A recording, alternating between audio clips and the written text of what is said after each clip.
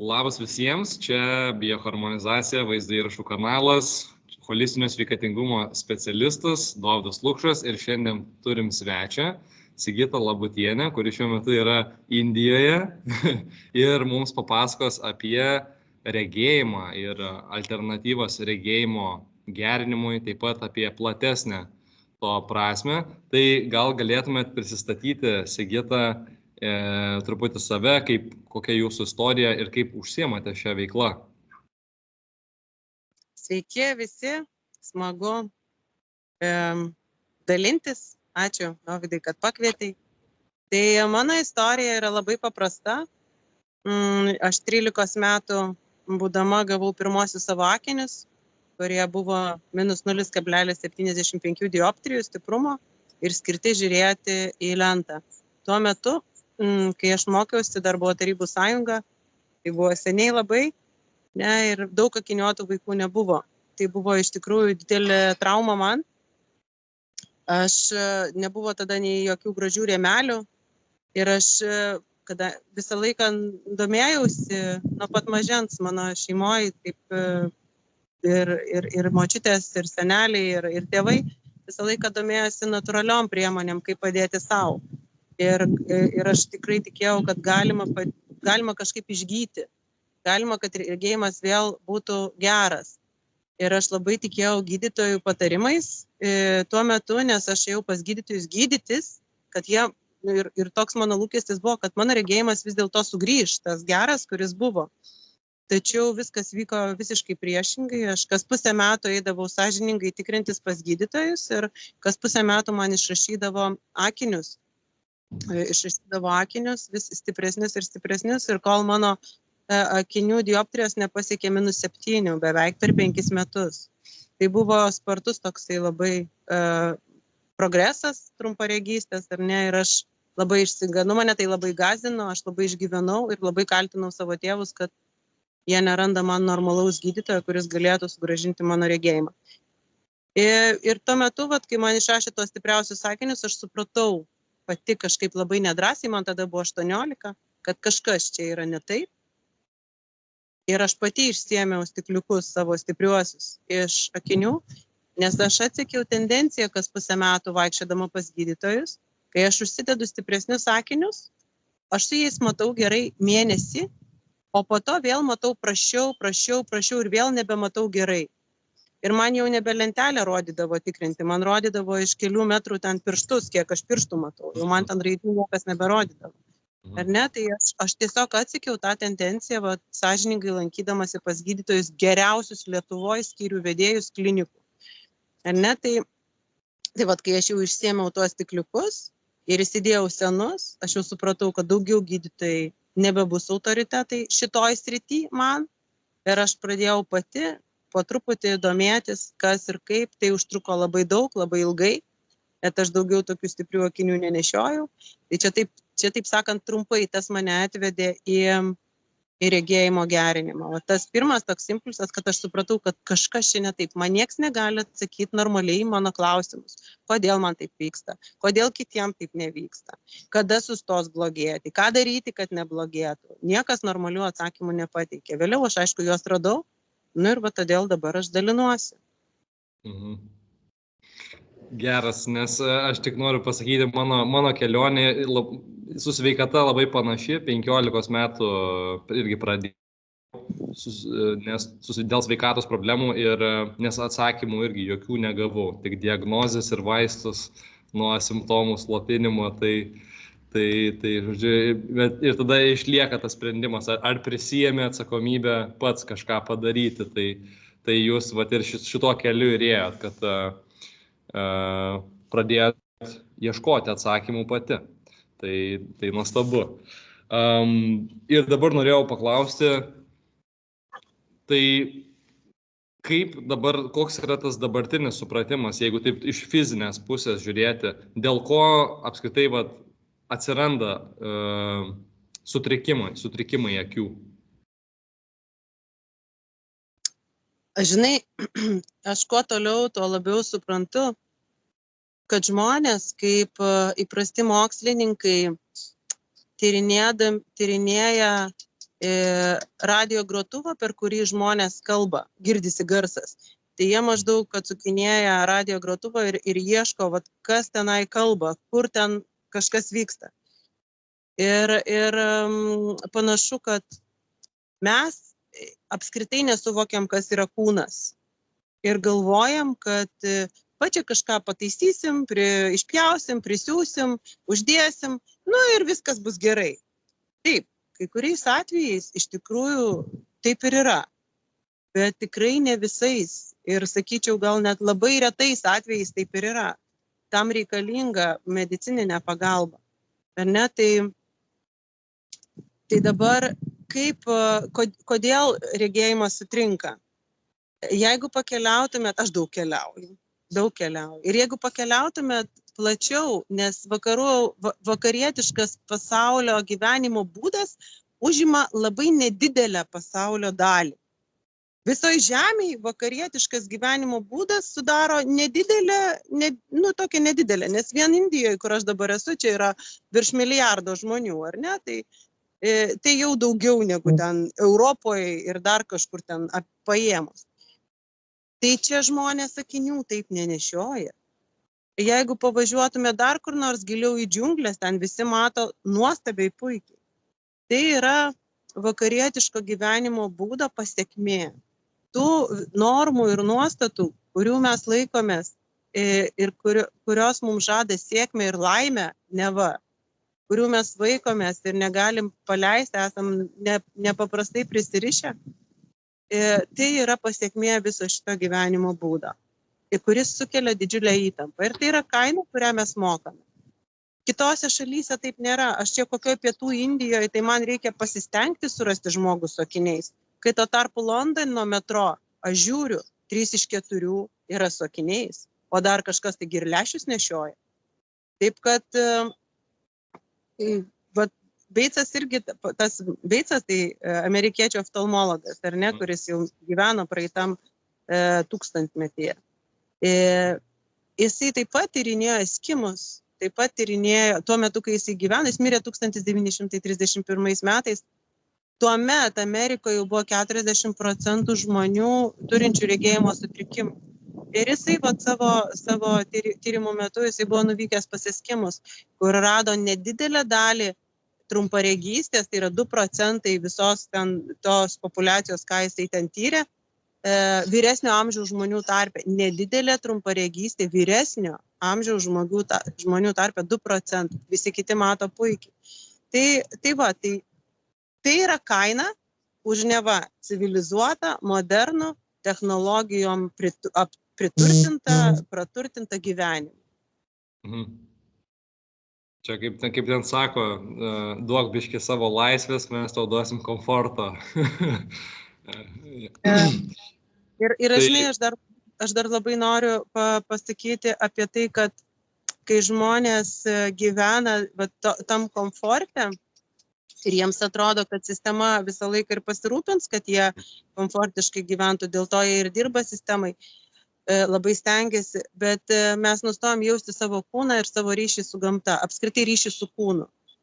Ir mums atrodo, kaip sakau, kad jeigu akies obuolys yra raumenys, yra lęšiukas, yra krumplino raumuo, reiškia, jie kažkaip tai dirba ir turi matyti. O jeigu kažkaip nedirba, tai mes ten paspausim, tai mes ten prapjausim, tai mes ten kažką įpurkšim, įdėsim ir panašiai, ir viskas bus gerai. Bet taip nėra. Kūnas yra tobula, ne žmogaus sukurta savireguliacinė sistema. Ir žmogus nieko negali padaryti, nieko praktiškai, tik tai laikytis dėsnių esančių gamtoje, kad jo kūnas veiktų tvarkingai ir teisingai. Nieko. Jisai negali sustabdyti noro tuštintis, jis negali sustabdyti arba sulėtinti kraujo spaudimo pats. Ar ne? Tiesiog yra kažkoks tai ritmas normalus ir tu su tuo nieko negali padaryti, kad tau kaulas sugytų. Tik tai gali įdėti sulaužytą kaulą tvarkingai, kad kaulas pats sugytų. Bet iš esmės gyjimo fakto tu niekaip neįtakoji. Niekaip. Kūnas veikia pats.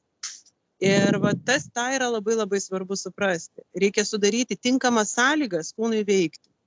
Bet tada vyksta dideli pokyčiai. labai teisingai pasakė, kad kūnas veikia pagal tam tikrus dėsnius ir arba mes gyvename pagal tuos dėsnius, kurie taip pat yra gamtos dėsniai ir vat jūsų stebėjimu žmonės, kurie arčiau tų gamtos dėsnių, tarkim tie patys žmonės džiunglėse, tie žmonės Indijoje, ne tiek vakarietiško komforto, ne tiek technologijų, jų fizinis kūnas yra sveikesnis. Tai ar yra kažkas tokio, pavyzdžiui, pirmas dalykas, kuris man ateina į galvą, tai yra technologijos. Tai yra tas pats, tarkim, žiūrėjimas, taip į tuos telefonus, kad jeigu dabar kol kas paimam fizinę, paskui kalbėsim apie emocijos, apie psichosomatiką, bet ar fizinis kaip trikdis, ar yra kompiuteriai, ekranai, kas išbalansuoja mūsų tą regėjimo akių sistemą? Kai gyveno Vilhelmas Horacijus Beicas, kuris iš tikrųjų genijus mano galva oftalmologijos srity, tuomet nebuvo tiek ekranų. Ir jisai vienintelę regėjimo sutrikimo priežastimi vardina stresą ir įtampą, kurie žmonės patiria. Tačiau atsiradus technologijom ir ekranam akivaizdu, kad tai stipriai prisideda prie regėjimo prastėjimo. Ir ne tik. Tai yra psichinė sveikata, emocinė sveikata, ką įtakoja nuolatinis buvimas prie ekranų. Taip pat fizinė sveikata, be abejo. Tai yra labai svarbus momentas, kurį visi praleidžia, kurį daugelis praleidžia, ypač jeigu dar duoda vaikams telefonus ar ne, kad nuolatinė kaita informacijos srauto, vaizdai, garsai taip išdirgina psichiką ir atitolina žmogų nuo galimybės liestis prie šito pasaulio, kad depresija tampa nauja epidemija. Esmė yra kokia? Kai tu žiūri į ekraną, tai yra moksliniais tyrimais jau įrodyta. Kai tu žiūri į ekraną, tu nesilieti su šitu pasauliu. O pasaulį tu matai akimis, girdi ausimis ir vyksta tam tikri mainai, tu lieti pirštais, vyksta tam tikri energetiniai mainai. Mes visi žinom, kad medis yra gyvas, vėjas yra, pučia, tu jauti, ar ne, jo gūsį, einantį per kūną, įlipi į vandenį, tu jauti kažkokią tai su savo kūnu liečiasi gamta su tavim, pasaulis liečiasi, tu uogauji, grybauji. Ir panašiai visi žinom, koks tai jausmas pabūti miške, pailsėti gamtoje, ar ne? Ir tu gauni tam tikrą atgalinį ryšį, kurio tu gal iki galo ir nesuvoki, bet tu prisipildai. Emociškai tu jautiesi pilnas, nėra kažkokios tuštumos. Tu gali sveikinti saulę, tu gali bendrauti su vandeniu, su žeme, apskritai, su žmonėm galų gale, ne, su draugais. Tu gauni kažkokį tai ar neigiamų, ar teigiamų emocijų, bet tu maitiniesi tuo. Kai tu spaudinėji ekrano mygtukus, tu išeikvoji savo energiją, bet atgal nieko negauni arba gauni tai, ką pats susigalvoji. Tai yra tai emocijos, kurias tu pats patiri, bet niekas tau jų kaip ir kūno tavo nesuaktyvina, kažkaip neduoda impulsą, kažkokio jausmo. Jo. Arba jeigu galiu pridėti vieną dalyką, jeigu žiūrėti, kad žmogus yra kaip indas, tai būdamas gamtoj, tu gauni tą energiją iš gamtos, tą informaciją, iš informacinio lauko. O jeigu tu prie telefono, tai jau neaišku, kuo ten tave maitina, kaip sakyti taip, ne? Tu maitiniesi pats. Tiek, kiek tu turi iš savo resursų, tu maitiniesi pats ir tu išsenki. Ir tada ta tuštuma atsiradus, jinai neprisipildo ir tau pradeda darytis viskas nebeįdomu. Tau reikia dar daugiau filmų, tau dar daugiau žaidimų, dar daugiau azarto ir tas niekad nesibaigia ir tas labai išsekina. Tai va čia yra vienas ekranų momentas. Kitas yra tai, kad kai mes ypač tamsoje žiūrime į ekranus, tai yra jau yra anatomija, akies tinklainėje yra dviejų tipų ląstelės, vienos, kurios atsakingos už matymą ryškioje šviesoje ir spalvas, tai yra makula, tai yra geltonoji dėmė, kuri sudaro visoje akies tinklainėje adatos galiuko dydžio plotą. Ten yra milijonai ląstelių. Visos kitos ląstelės yra už periferinį regėjimą atsakingos ląstelės, visa kita tinklainė atsakinga už judesį ir matymą tamsoje, už judesio fiksavimą periferijoje ir matymą tamsoje. Kai tu žiūri į ekraną, visą laiką yra apkrauta centrinė rega, tai yra ta adatos dydžio dėmelė akies tinklainėje. O periferinės ląstelės, jos nustoja dirbti apskritai ir nenuima apkrovų nuo centrinės regos. Todėl nuolatinis žiūrėjimas, nebūtinai į ekraną, nuolatinis žiūrėjimas arti, neišeinant į gamtą, kur yra daug visokių atstumų, spalvų, judesio, tiesiog apkrauna per daug, va jau pas mus tamsu, matai, rodai puola, apkrauna per daug centrinę regą, todėl žmonėm regėjimas pradeda silpti. Dar vienas momentas yra, kodėl regėjimas pradeda silpti, kad žmonės, būdami prie ekranų, jie nebūna natūralioje šviesoje, natūralioje saulės šviesoje, kas apskritai yra prevencija prieš trumparegystę, nes gaminasi saulėje, visi žinom, atėjo pavasaris, pažiūrėk, kaip visi žmonės išsiskleidė, šypsosi, rengėsi ryškiau. Tai yra dopaminas. Dopamino hormono gamybai labai reikalinga saulės šviesa. Ir apskritai, gydymui, ypatingai vaikų ir suaugusių, taip pat kuo daugiau natūralioje gamtos švieso. Ir ne tik Indijoje nėra žmonių, pietų Indijoje, Delyje kokiam, tai jūs ten rasit pilną akiniuotų žmonių ir įvairių sutrikimų turinčių. Bet taip pat ten kokiam Kazachstane, Tadžikijoje, Kirgizijoje, nėra žmonių su akiniais vaikštančių. Aišku, šiuolaikiniai oftalmologai pasakytų, tai ten prasta diagnostika. Bet, žinai, niekas ten netikrina, bet aš tai su tuo visiškai nesutinku, nes matuoti visų regėjimą pagal vieną lentelę yra taip pat neteisinga. Jo, taip pat prisiminiau vieną dalyką, kaip paminėjau apie tos atstumus. Aš pats iš Klaipėdoje užaugau, bet kiekvieną vasarą nuo vaikystės pas senelius į kaimą važiuodavau. Ir, žinoma, ten mokinantis ir tas knygas labai iš arti skaityti ir prie kompiuterio būdavo, pažaisdavau panašiai, bet tada vasarą būdavo toks laukinis gyvenimas, tiesiog miškai, upės, ežerai, tyrinėjimas ir ką pats pastebėjau jau paauglystėje būdamas, kad man šiaip nuo vaikystės erelio akis turiu, tai visada 1.0, viskas gerai, taip viską labai ryškiai matau, bet per tuos 9 mėnesius mokymosi mokykloje ir tiesiog tokio miesto gyvenimo, tas aštrumas, tas kokybė regėjimo suprastėdavo. Tada pabūdavau kaime ir mano regėjimas tiesiog nuo aplinkos atsistatydavo, tai ant kiek pati aplinka formuoja, kaip mūsų visi pojūčiai veikia, tas labai įdomu. Tas yra labai ryšku, ypač kai sutrinka vaikų regėjimas.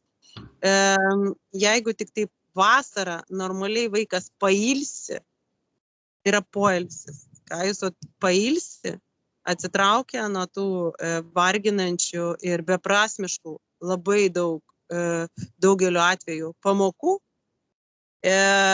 jis pailsi ir jo regėjimas susitvarko. Beicas ir visada sakydavo ir visada pabrėždavo, regėjimas sugrįžta pats atsipalaidavus. Tai kaip atsipalaiduoti, bet kokia yra bėda. Šiuolaikiniai žmonės, tame tarpe ir aš ir apie save kalbu. Mes esam taip pripratę prie įtampos, kad tai tapo natūralu. Ir atsipalaiduoti tapo nesaugu. Mes tiek pripratę pergyventi, bijoti, planuoti, būti atsakingais, kontroliuoti, kad to nedaryti yra nesaugu. Ir tu nejaukiai jautiesi. Taip, kad atsipalaiduoti šiuolaikinis žmogus, aš galiu pasakyti jau ir iš savo patirties, tiesiog nemoka ir negali. Taip paprastai, kaip norėtųsi. Kaip vaikas. Mhm. Jo, ir taip iš tos fizinės pusės, taip galvojant, tai su akių sutrikimai, ar patvirtinsite, kad ir atsiranda dėl to, kad akys pastoviai yra įtampoje, kad nėra to balanso tarp susikoncentravimo kažkurį laiką ir tada akių jau visiškai tokio vos ne atsipalaidavimo, lengvo tokio, kad to balansų trūksta. Tai Aš sakyčiau, ne tik tai, kad žmonės per daug yra prie ekranų, tas tiesa, jie per mažai žiūri į tolį, nes akis pailsi, kai jinai žiūri į tolį. Bet regėjimo sutrikimai atsiranda ir dėl kitų dalykų. Tai yra, nėra taip, kad